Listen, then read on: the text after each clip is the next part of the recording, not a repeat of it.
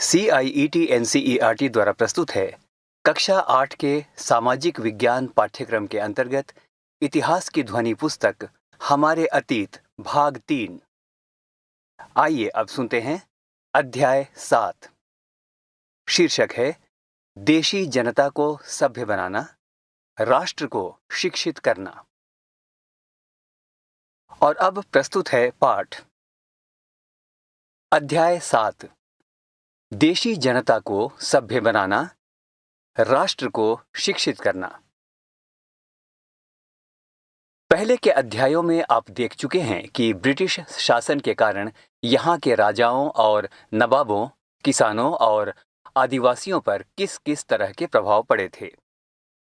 इस अध्याय में हम यह समझने का प्रयास करेंगे कि इन चीज़ों से विद्यार्थियों के जीवन पर क्या असर पड़े। विद्यार्थियों के जीवन को समझना इसलिए जरूरी है क्योंकि भारत में अंग्रेज केवल भू क्षेत्र पर विजय और आय पर नियंत्रण ही नहीं चाहते थे। उन्हें लगता था कि उनका एक सांस्कृतिक मिशन भी है।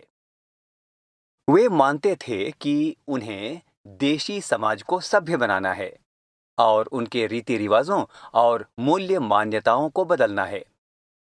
इसके लिए कौन से बदलाव लाए जाने थे? भारतीयों को शिक्षित, सभ्य और अंग्रेजों की सोच के मुताबिक अच्छी प्रजा बनाने के लिए कौन से कदम उठाए जाने थे? अंग्रेजों के पास भी इन सवालों के कोई बने बनाए जवाब नहीं थे। इन सवालों पर कई दशक तक बहस चलती रही। एक बॉक्स यहाँ पर और इसमें एक शब्द दिया हुआ है, उसका अर्थ बताया गया है। शब्द है भाषाविद, यानी एक ऐसा व्यक्ति जो कई भाषाओं का जानकार और विद्यार्थी होता है। अब सुनते हैं पाठ। अंग्रेज शिक्षा को किस तरह देखते थे? आइए सबसे पहले इस बात पर ध्यान दें कि शिक्षा के क्षेत्र में अंग्रेज क्या सोच रहे थे और शिक्षा के जो विचार हमें आज सहज सामान्य दिखाई देते हैं, वे पिछले 200 सालों में किस तरह विकसित हुए हैं। इस पड़ताल के दौरान हम इस बात पर भी विचार करेंगे कि भारतीयों ने ब्रिटिश विचारों पर कैसी प्रतिक्रिया दी और इस बारे में अंग्रेजों के विचार किस तरह विकसित हुए कि भारतीयों को कैसे पढ़ाया जाएगा। प्राच्यवाद की परंपरा। सन 1783 में विलियम जोन्स नाम के एक सज्जन कलकत्ता आए। उन्हें ईस्ट इंडिया कंपनी द्वारा स्थापित किए गए सुप्रीम कोर्ट में जूनियर जज के पद पर तैनात किया गया था। कानून का माहिर होने के साथ साथ जोन्स एक भाषाविद भी थे। उन्होंने ऑक्सफोर्ड में ग्रीक और लैटिन का अध्ययन किया था। वे फ्रेंच और अंग्रेजी जानते थे और अपने एक दोस्त से अरबी सीखने के अलावा फारसी भी सीख चुके थे। इसी पृष्ठ 81 पर एक चित्र, और इस चित्र में विलियम जोन्स को दिखाया गया है जो फारसी भाषा सीख रहे हैं। पृष्ठ संख्या 82। आइए अब सुनते हैं पाठ। कलकत्ता में आने के बाद वे रोजाना घंटों संस्कृत विद्वानों के साथ बैठकर उनसे संस्कृत की बारीकियां, उसकी व्याकरण और संस्कृत काव्यों का अध्ययन करने लगे थे। कुछ ही समय में उन्होंने कानून, दर्शन, धर्म, राजनीति, नैतिकता, अंकगणित, चिकित्सा विज्ञान और अन्य विज्ञानों की प्राचीन भारतीय पुस्तकों का अध्ययन शुरू कर दिया। इसी पृष्ठ पर एक चित्र है और यह चित्र है हेनरी थॉमस कोलब्रुक का। वह संस्कृत तथा हिंदुत्व के प्राचीन धार्मिक ग्रंथों के विद्वान थे। आइए अब सुनते हैं पाठ। जोन्स ने पाया कि उस समय कलकत्ता में तैनात बहुत सारे अंग्रेज अफसर भी उनकी जैसी दिलचस्पियां रखते थे। हेनरी थॉमस कोलब्रुक और नथानियल हॉलहेड भी भारतीय भाषाएं सीखकर संस्कृत व फारसी रचनाओं का अंग्रेजी में अनुवाद कर रहे थे और प्राचीन भारतीय विरासत को समझने के प्रयास में लगे हुए थे। इन लोगों के साथ मिलकर जोन्स ने एशियाटिक सोसाइटी ऑफ बंगाल का गठन किया और एशियाटिक रिसर्च नामक शोध पत्रिका का प्रकाशन शुरू किया। जोन्स और कोलब्रुक भारत के प्रति एक खास तरह का रवैया रखते थे। वे भारत और पश्चिम दोनों की प्राचीन संस्कृतियों के प्रति गहरा आदर भाव रखते थे। उनका मानना था कि भारतीय सभ्यता प्राचीन काल में अपने वैभव के शिखर पर थी, परंतु बाद में उसका पतन होता चला गया। उनकी राय में भारत को समझने के लिए प्राचीन काल में लिखे गए यहाँ के पवित्र और कानूनी ग्रंथों को खोजना व समझना बहुत जरूरी था। उनका मानना था कि हिंदुओं और मुसलमानों के असली विचारों व कानूनों को इन्हीं रचनाओं के जरिए समझा जा सकता है और इन रचनाओं के पुनः अध्ययन से ही भारत के भावी विकास का आधार पैदा हो सकता है। इस तरह जोन्स और कोलब्रुक दोनों ही प्राचीन ग्रंथों को ढूंढने, उनकी व्याख्या करने, अनुवाद करने और ज्यादा से ज्यादा लोगों तक अपने नतीजे पहुंचाने में जुट गए। उन्हें विश्वास था कि यह परियोजना न केवल अंग्रेजों को भारतीय संस्कृति से सीखने में मदद देगी, बल्कि भारतीयों को भी अपनी विरासत को दोबारा अपनाने और अतीत के लुप्त वैभव को समझने में मदद देगी। इस प्रक्रिया में अंग्रेज भारतीय संस्कृति के अभिभावक और मालिक दोनों की भूमिकाएं निभा रहे थे।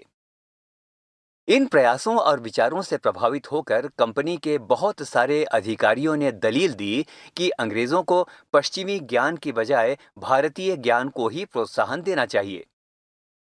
वे चाहते थे कि प्राचीन भारतीय ग्रंथों के अध्ययन को प्रोत्साहित करने और संस्कृत व फारसी साहित्य व काव्य पढ़ने के लिए संस्थानों की स्थापना की जाए।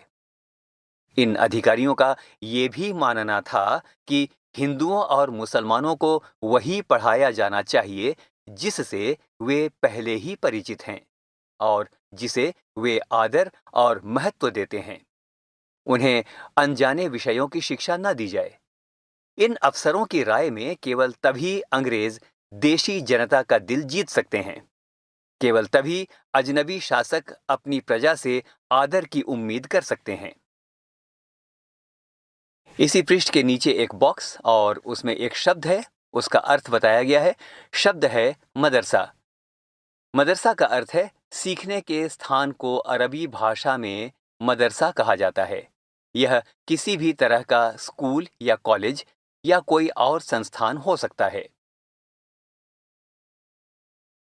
पृष्ठ संख्या 83।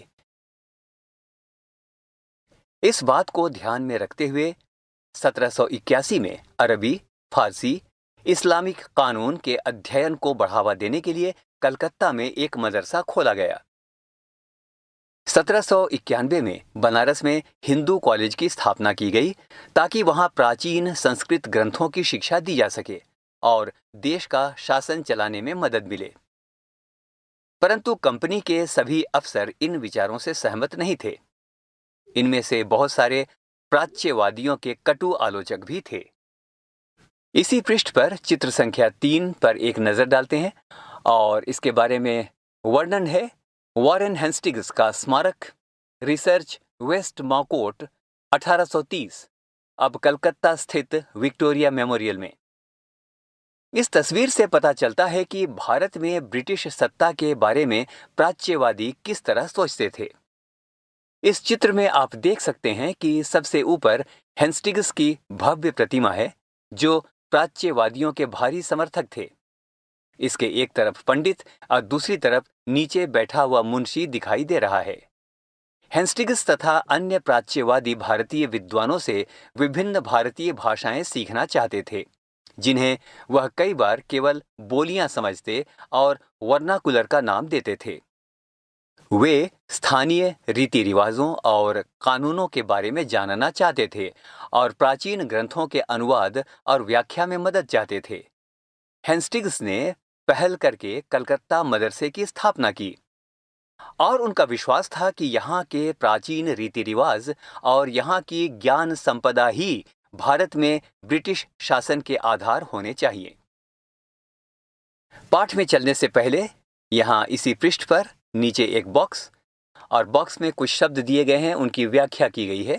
पहला शब्द है प्राच्यवादी, यानी एशिया की भाषा और संस्कृति का गहन ज्ञान रखने वाले लोग। मुंशी, ऐसा व्यक्ति जो फारसी पढ़ना, लिखना और पढ़ाना जानता हो। वर्नाकुलर, यह शब्द आमतौर पर मानक भाषा से अलग किसी स्थानीय भाषा या बोली के लिए इस्तेमाल किया जाता है। भारत जैसे औपनिवेशिक देशों में अंग्रेज रोजमर्रा इस्तेमाल की स्थानीय भाषाओं और साम्राज्यवादी शासक की भाषा अंग्रेजी के बीच फर्क को चिन्हित करने के लिए इस शब्द का इस्तेमाल करते थे। अब आइए सुनते हैं पाठ। पूरब की जघन्य गलतियां। 19वीं सदी की शुरुआत से ही बहुत सारे अंग्रेज अफसर शिक्षा के प्राच्यवादी दृष्टिकोण की आलोचना करने लगे थे। उनका कहना था कि पूर्वी समाजों का ज्ञान त्रुटियों से भरा हुआ और अवैज्ञानिक है। उनके मुताबिक पूर्वी साहित्य अगंभीर और सतही था। इसलिए उन्होंने दलील दी कि अंग्रेजों को अरबी और संस्कृत भाषा व साहित्य के अध्ययन को बढ़ावा देने पर इतना खर्चा नहीं करना चाहिए। प्राच्यवादियों पर हमला करने वालों में जेम्स मिल प्रमुख थे। उनका विश्वास था कि अंग्रेजों को देशी जनता को खुश करने और उनका दिल जीतने के लिए जनता की इच्छा के हिसाब से या उनकी भावनाओं को ध्यान में रखते हुए शिक्षा नहीं देनी चाहिए। उनकी राय में शिक्षा के जरिए उपयोगी और व्यावहारिक चीजों का ज्ञान दिया जाना चाहिए। इसीलिए भारतीयों को पूर्वी समाजों के काव्य और धार्मिक साहित्य की बजाय ये पढ़ाया जाना चाहिए कि पश्चिम ने किस तरह की वैज्ञानिक और तकनीकी सफलताएं हासिल कर ली हैं। 1830 के दशक तक प्राच्यवादियों का विरोध और तीखा हो गया था। थॉमस वेबिंगटन मैकॉले इन आलोचकों में सबसे मुखर और प्रभावशाली विचारक थे। वह भारत को असभ्य देश मानते थे जिसे सभ्यता का पाठ पढ़ाना जरूरी था। मैकॉले के अनुसार पूर्वी ज्ञान की कोई भी शाखा इंग्लैंड की प्रगति के समकक्ष नहीं थी।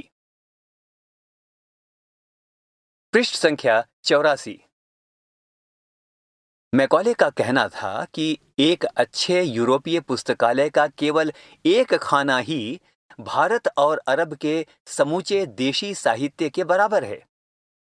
उनका तर्क था कि भारत में ब्रिटिश सरकार को प्राच्यवादी ज्ञान पर सरकारी पैसा बर्बाद नहीं करना चाहिए क्योंकि इससे कोई फायदा होने वाला नहीं है। पाठ में जाने से पहले यहाँ एक चित्र संख्या 4 और इसमें थॉमस बेबिंगटन मैकॉले और उनके अध्ययन कक्ष को दिखाया गया है। अब आइए सुनते हैं पाठ। हम बात कर रहे थे मैकॉले के विषय में, आइए आगे उसी पर चर्चा करते हैं। गहन ऊर्जा और आवेशपूर्वक मैकॉले ने अंग्रेजी भाषा सिखाने की जरूरत पर जोर दिया। उनका मानना था कि अंग्रेजी के ज्ञान से भारतीयों को दुनिया की श्रेष्ठतम साहित्यिक कृतियों को पढ़ने का मौका मिलेगा। यहाँ के लोग पश्चिमी विज्ञान तथा दर्शन के क्षेत्र में हुए विकास से अवगत हो जाएंगे। इस प्रकार उनका कहना था कि अंग्रेजी पढ़ाना लोगों को सभ्य बनाने, उनकी रुचियों, मूल्यों और संस्कृति को बदलने का रास्ता हो सकता है। मैकॉले के मिनट्स या विवरण के आधार पर 1835 का अंग्रेजों का शिक्षा अधिनियम पारित किया गया।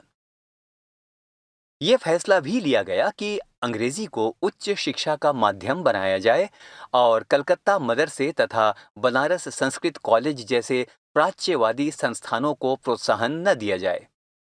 इन संस्थानों को अपने आप क्षरण का शिकार होते जा रहे अंधकार के मंदिरों की संज्ञा दी गई।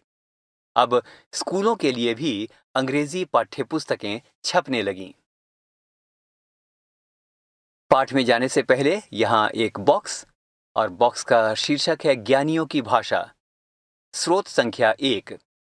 अंग्रेजी पढ़ाने की जरूरत पर जोर देते हुए मैकॉले ने यह कहा था, सभी पक्ष इस बात पर सहमत दिखाई देते हैं कि भारत के देशी लोगों द्वारा आम तौर पर बोली जाने वाली बोलियों में न तो साहित्यिक जानकारियां होती हैं और न ही वैज्ञानिक। इसके अलावा ये बोलियां इतनी दरिद्र और रूखी हैं कि अगर किसी और स्रोत से उनको समृद्ध न बनाया जाए तो किसी भी मूल्यवान कृति का उनमें अनुवाद ही नहीं किया जा सकता।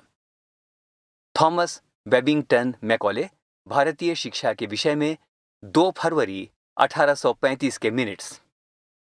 आइए अब सुनते हैं मिनट्स के विषय में चर्चा। व्यवसाय के लिए शिक्षा। 1854 में ईस्ट इंडिया कंपनी के लंदन स्थित कोर्ट ऑफ डायरेक्टर्स ने भारतीय गवर्नर जनरल को शिक्षा के विषय में एक नोट भेजा। कंपनी के नियंत्रक मंडल के अध्यक्ष चार्ल्स वुड के नाम से जारी किए गए इस संदेश को वुड का नीति पत्र या वुड्स डिस्पैच के नाम से जाना जाता है।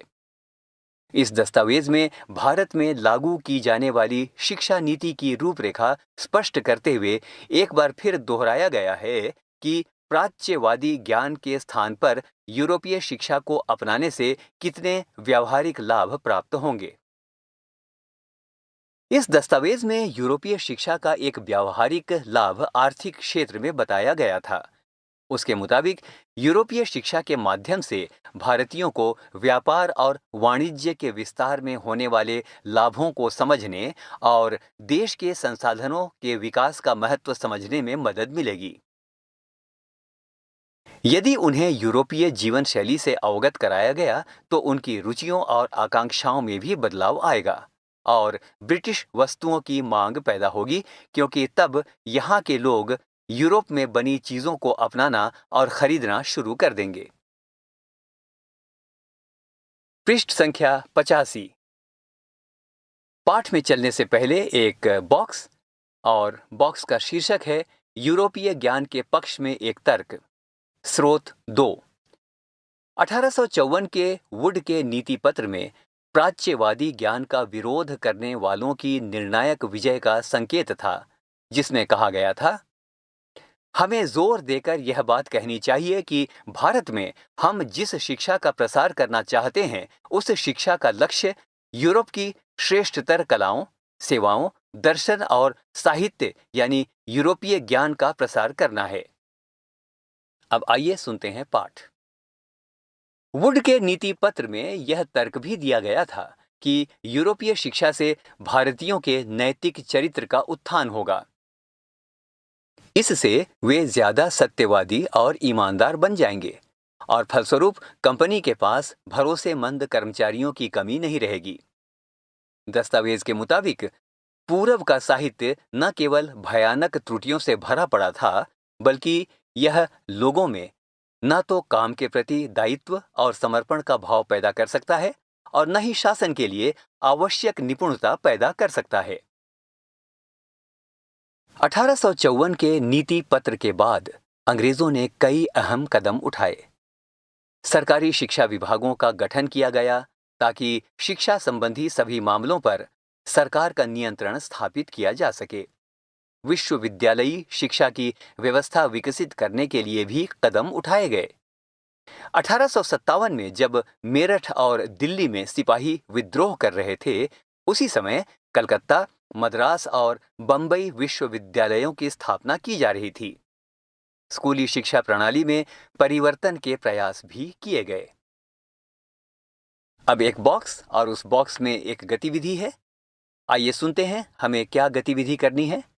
कल्पना कीजिए कि आप 1850 के दशक में जी रहे हैं। आपने वुड के नीति पत्र या वुड डिस्पैच के बारे में सुना है। इसके बारे में अपनी प्रतिक्रियाएं लिखिए। इसी पृष्ठ संख्या 85 पर एक चित्र और चित्र संख्या है 5। इसमें 19वीं सदी में बंबई विश्वविद्यालय का चित्र दिया गया है। पृष्ठ संख्या 86। पृष्ठ संख्या 86 में एक बॉक्स है। सबसे पहले आइए सबसे पहले सुनते हैं बॉक्स में लिखा हुआ वर्णन। शीर्षक है नैतिक शिक्षा की मांग और इसी बॉक्स में चित्र संख्या 6 है, जिसका वर्णन इस प्रकार से है। स्कॉटलैंड के ईसाई प्रचारक विलियम कैरी, जिसने सेरामपुर मिशन की स्थापना में मदद की। अब आइए सुनते हैं विवरण। 19वीं सदी में भारत में सक्रिय ईसाई प्रचारकों ने व्यावसायिक शिक्षा के पक्ष में दिए जा रहे तर्कों का विरोध किया। प्रचारकों का मानना था कि शिक्षा का उद्देश्य लोगों के नैतिक चरित्र में सुधार लाना होता है और नैतिकता उत्थान केवल ईसाई शिक्षा के जरिए ही संभव है। 1813 तक ईस्ट इंडिया कंपनी भारत में प्रचारक गतिविधियों के विरुद्ध थी। कंपनी को भय था कि प्रचारकों की गतिविधियों की वजह से स्थानीय जनता के बीच असंतोष पैदा होगा और लोग भारत में अंग्रेजों की उपस्थिति को शक की नजर से देखने लगेंगे। ब्रिटिश नियंत्रण वाले भूक्षेत्रों में अपनी संस्थाएं न खोल पाने की वजह से प्रचारकों ने अंततः सेरामपुर में अपना मिशन खोला। यह इलाका डेनिश ईस्ट इंडिया कंपनी के नियंत्रण में आता था। वर्ष 1800 में एक छापाखाना लगाया गया और 1818 में एक कॉलेज खोला गया। 19वीं सदी के दौरान पूरे भारत में प्रचारक स्कूल खोले गए, परंतु 1857 के बाद भारत की ब्रिटिश सरकार प्रचारक शिक्षा को प्रत्यक्ष सहायता देने में आनाकानी करने लगी थी। सरकार को लगता था कि स्थानीय रीति रिवाजों, व्यवहारों, मूल्य मान्यताओं और धार्मिक विचारों से किसी भी तरह की छेड़छाड़ देशी लोगों को भड़का सकती है। इसी पृष्ठ पर नीचे एक चित्र संख्या 7, और इस चित्र में कलकत्ता के पास हुगली नदी के तट पर स्थित सेरामपुर कॉलेज का चित्र दिखाया गया है। पृष्ठ संख्या 87। स्थानीय पाठशालाओं का क्या हुआ? क्या आपको कुछ अंदाजा है कि अंग्रेजों से पहले यहां बच्चों को किस तरह पढ़ाया जाता था? क्या आपने कभी सोचा है कि उस समय बच्चे स्कूल जाते भी थे या नहीं? और अगर स्कूल थे तो ब्रिटिश शासन के तहत उनका क्या हुआ? पाठ में आगे चलने से पहले इसी पृष्ठ पर एक चित्र संख्या 8, और इस चित्र में एक ग्रामीण पाठशाला का चित्र दिखाया गया है। इसके बारे में लिखा हुआ है, यह फ्रांसवा सोल्विन नामक डच पेंटर द्वारा बनाया गया चित्र है। फ्रांसवा 18वीं सदी के आखिर में भारत आए थे। अपने चित्रों में उन्होंने लोगों के दैनिक जीवन को दर्शाने का प्रयास किया है। अब आइए सुनते हैं पाठ। विलियम एडम की रिपोर्ट। 1830 के दशक में स्कॉटलैंड से आए ईसाई प्रचारक विलियम एडम ने बंगाल और बिहार के जिलों का दौरा किया। कंपनी ने उन्हें देशी स्कूलों में शिक्षा की प्रगति पर रिपोर्ट तैयार करने का जिम्मा सौंपा था। एडम ने जो रिपोर्ट तैयार की वह दिलचस्प थी। एडम ने पाया कि बंगाल और बिहार में 1 लाख से ज्यादा पाठशालाएं हैं। ये बहुत छोटे छोटे केंद्र थे जिनमें आमतौर पर 20 से ज्यादा विद्यार्थी नहीं होते थे। फिर भी इन पाठशालाओं में पढ़ने वाले बच्चों की कुल संख्या काफी बड़ी, यानी लगभग 20 लाख से भी ज्यादा थी। ये पाठशालाएं संपन्न लोगों या स्थानीय समुदाय द्वारा चलाई जा रही थीं। ये पाठशालाएं स्वयं गुरु द्वारा ही प्रारंभ की गई थीं। शिक्षा का तरीका काफी लचीला था। आज आप जिन चीजों की स्कूलों से उम्मीद करते हैं, उनमें से कुछ चीजें उस समय की पाठशालाओं में भी मौजूद थीं। बच्चों की फीस निश्चित नहीं थी, छपी हुई किताबें नहीं होती थीं, पाठशाला की इमारत अलग से नहीं बनाई जाती थी, बेंच और कुर्सियां नहीं होती थीं, ब्लैक बोर्ड नहीं होते थे, अलग से कक्षाएं लेने, बच्चों की हाजिरी लेने का कोई इंतजाम नहीं होता था। सालाना इम्तिहान और नियमित समय सारिणी या रूटीन जैसी कोई व्यवस्था नहीं थी। कुछ पाठशालाएं बरगद की छाया में ही चलती थीं, तो कई गांव की किसी दुकान या मंदिर के किसी कोने में या गुरु के घर पर ही बच्चों को पढ़ाया जाता था। बच्चों की फीस उनके माँ बाप की आमदनी से तय होती थी। अमीरों को ज्यादा और गरीबों को कम फीस देनी पड़ती थी। शिक्षा मौखिक होती थी और क्या पढ़ाना है यह विद्यार्थियों की जरूरतों को देखते हुए गुरु ही तय करते थे। विद्यार्थियों को अलग कक्षाओं में नहीं बिठाया जाता था। सभी एक जगह एक साथ बैठते थे। अलग अलग स्तर के विद्यार्थियों के साथ गुरु अलग से बात कर लेते थे। एडम ने पाया कि यह लचीली प्रणाली स्थानीय आवश्यकताओं के लिए काफी अनुकूल है। उदाहरण के लिए फसलों की कटाई के समय कक्षाएं बंद हो जाती थीं, क्योंकि उस समय गांव के बच्चे प्रायः खेतों में काम करने चले जाते थे। कटाई और अनाज निकल जाने के बाद पाठशाला दोबारा शुरू हो जाती थी। इसका परिणाम यह था कि साधारण काश्तकारों के बच्चे भी पढ़ाई कर सकते थे। पृष्ठ संख्या 88। आइए सुनते हैं पाठ। नई दिनचर्या, नए नियम। 19वीं सदी के मध्य तक कंपनी का ध्यान मुख्य रूप से उच्च शिक्षा पर था। इसीलिए कंपनी ने स्थानीय पाठशालाओं में कामकाज में कभी ज्यादा दखल नहीं दिया। 1854 के बाद कंपनी ने देशी शिक्षा व्यवस्था में सुधार लाने का फैसला किया।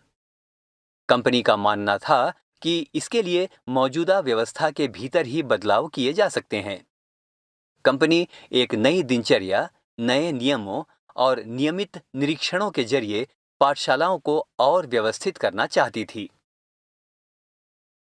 सवाल है कि इसके लिए क्या किया जा सकता था? कंपनी ने क्या कदम उठाए?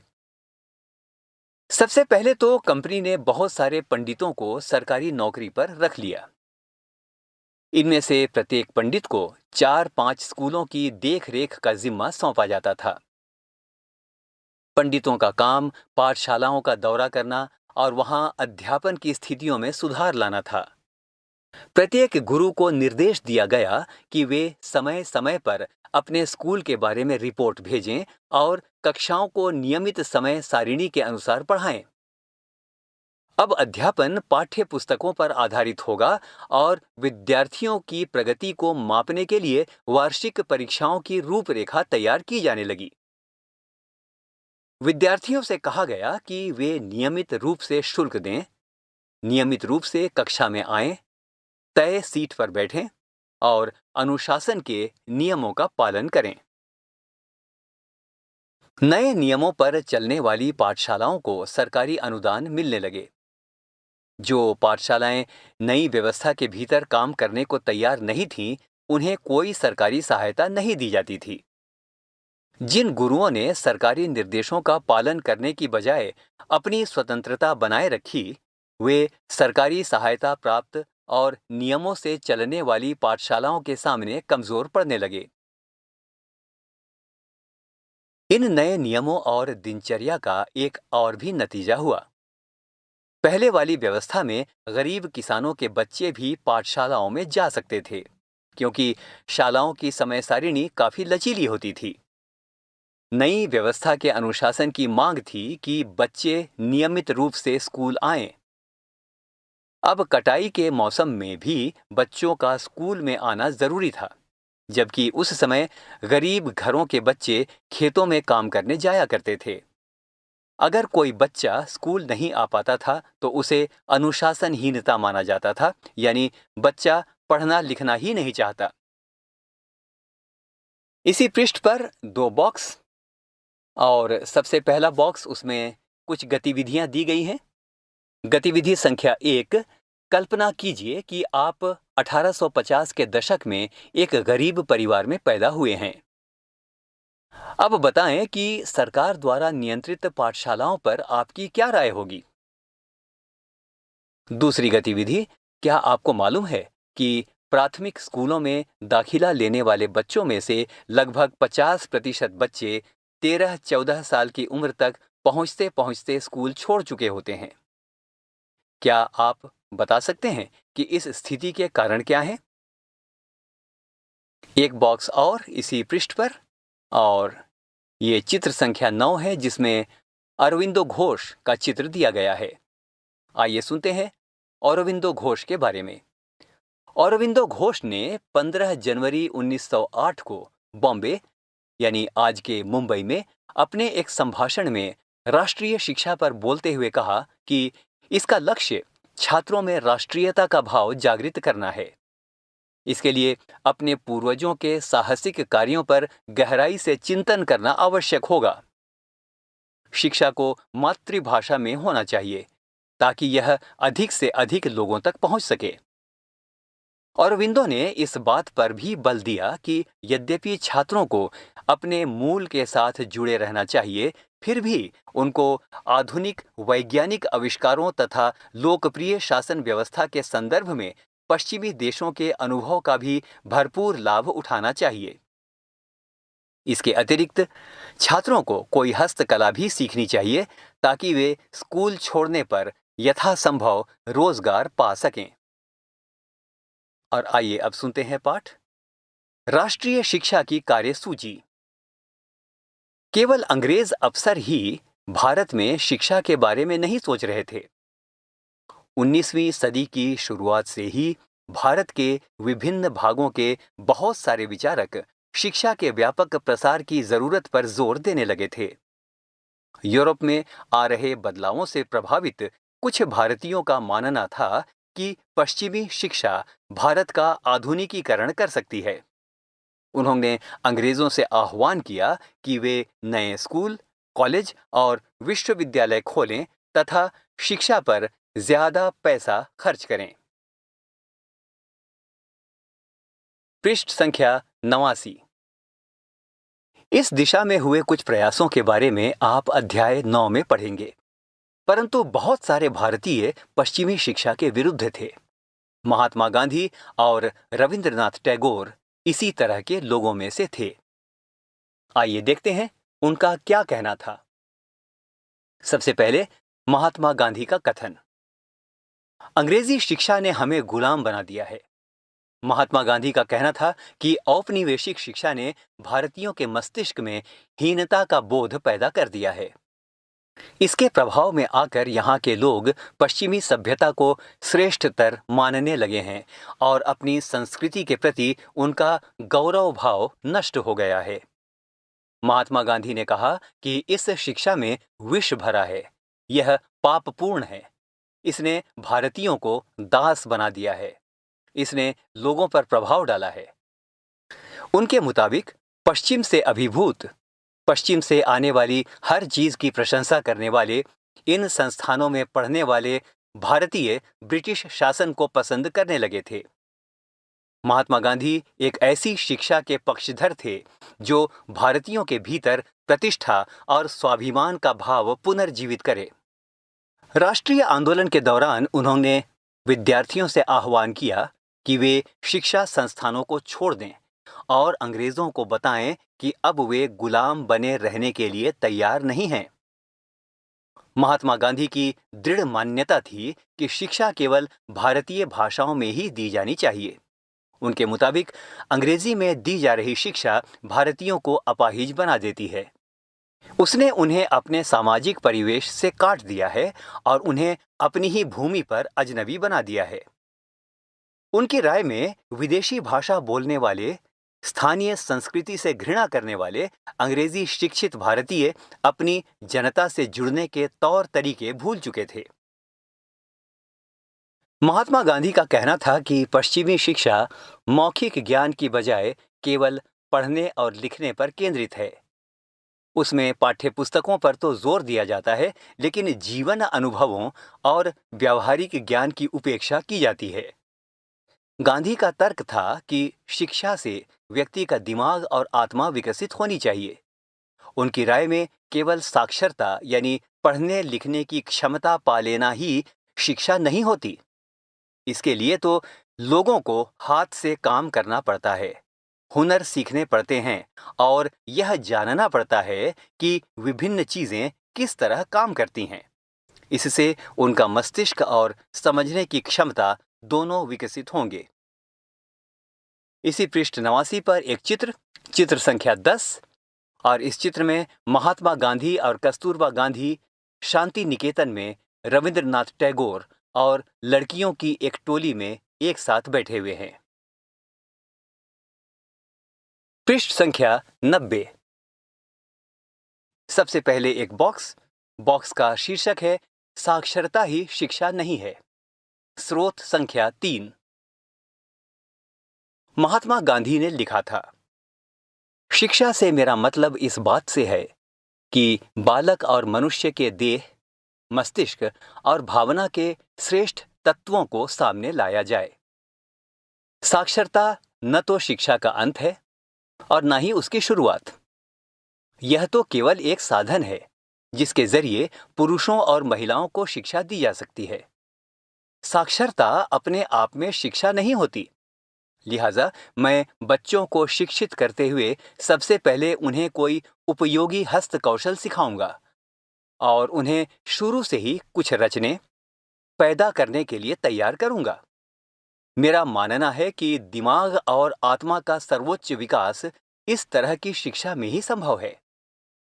प्रत्येक हस्त कौशल आज की तरह केवल यांत्रिक ढंग से ही नहीं बल्कि वैज्ञानिक ढंग से पढ़ाया जाना चाहिए।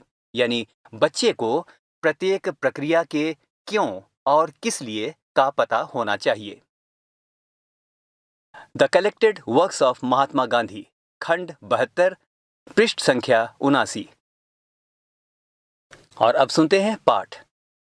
जैसे जैसे राष्ट्रीय भावना का प्रसार हुआ, कई दूसरे विचारक भी एक ऐसी राष्ट्रीय शिक्षा प्रणाली के बारे में सोचने लगे जो अंग्रेजों द्वारा स्थापित की गई व्यवस्था से आमूल तौर पर भिन्न हो। टैगोर का शांति निकेतन।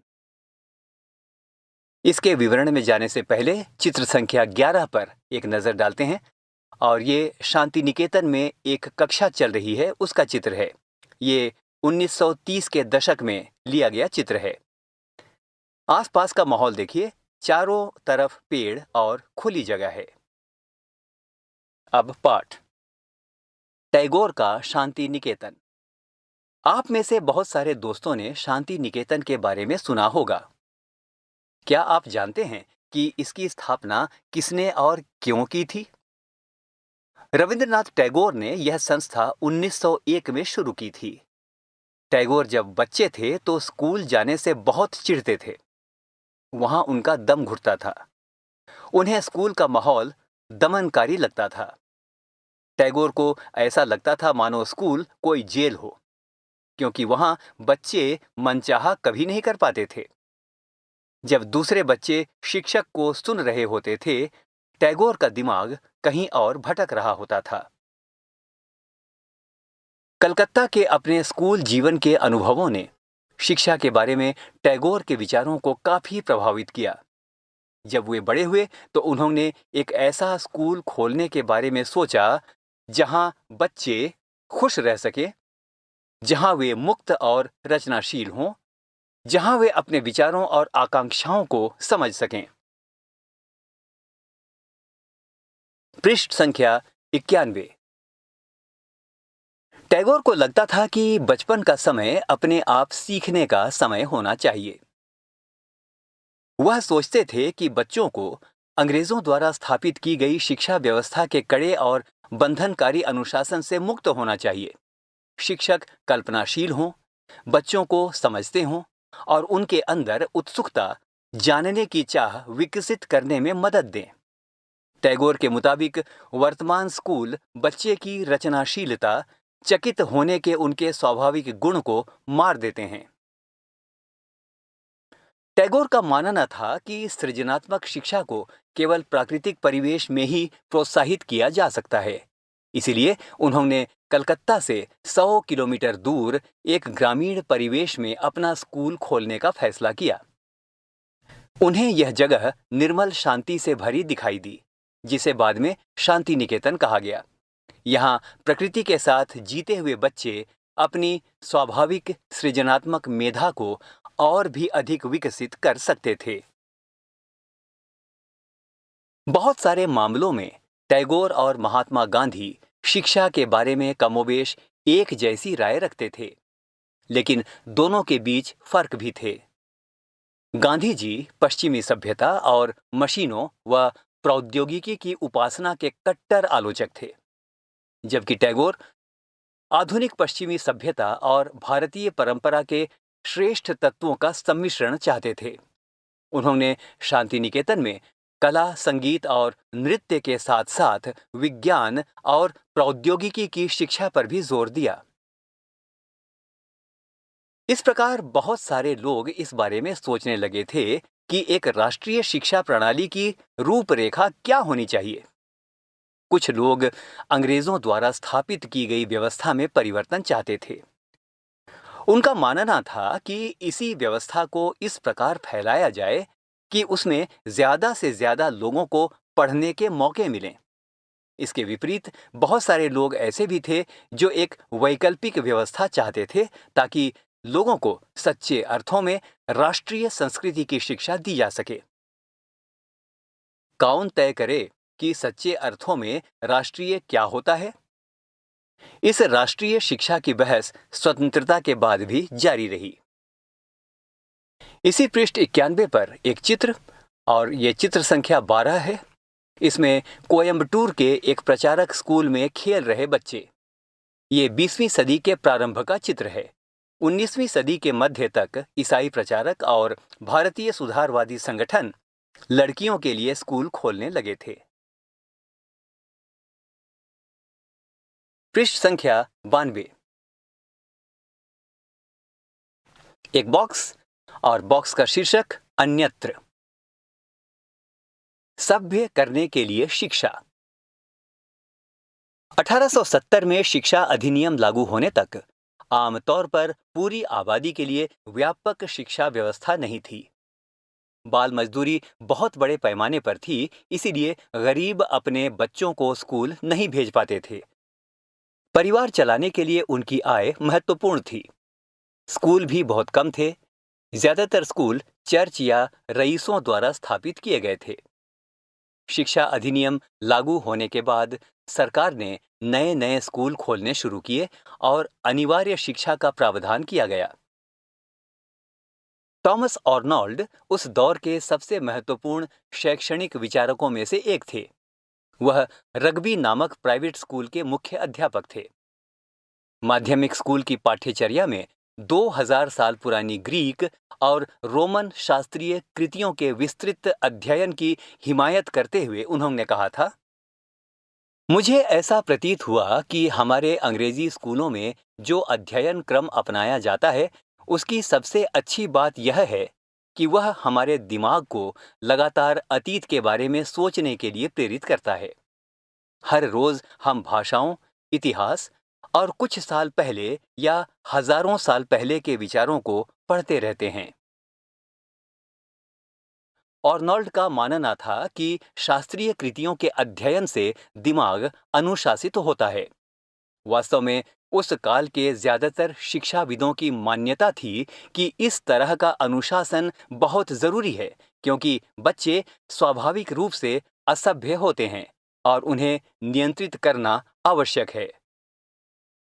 सभ्य वयस्क के रूप में विकसित होने के लिए उन्हें मालूम होना चाहिए कि समाज में सही और गलत क्या है और उचित और अनुचित आचरण क्या होता है।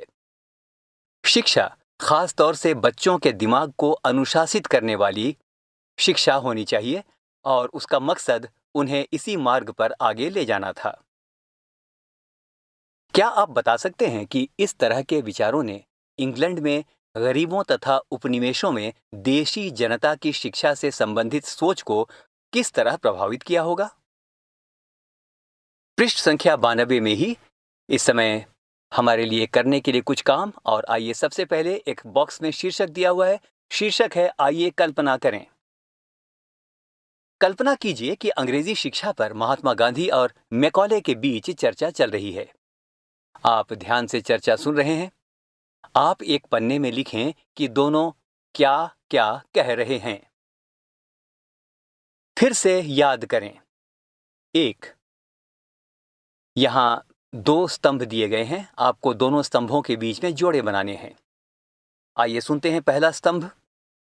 William Jones, Rabindranath Tagore, Thomas Macaulay, Mahatma Gandhi, पाठशालाएं। और अब सुनते हैं दूसरा स्तंभ।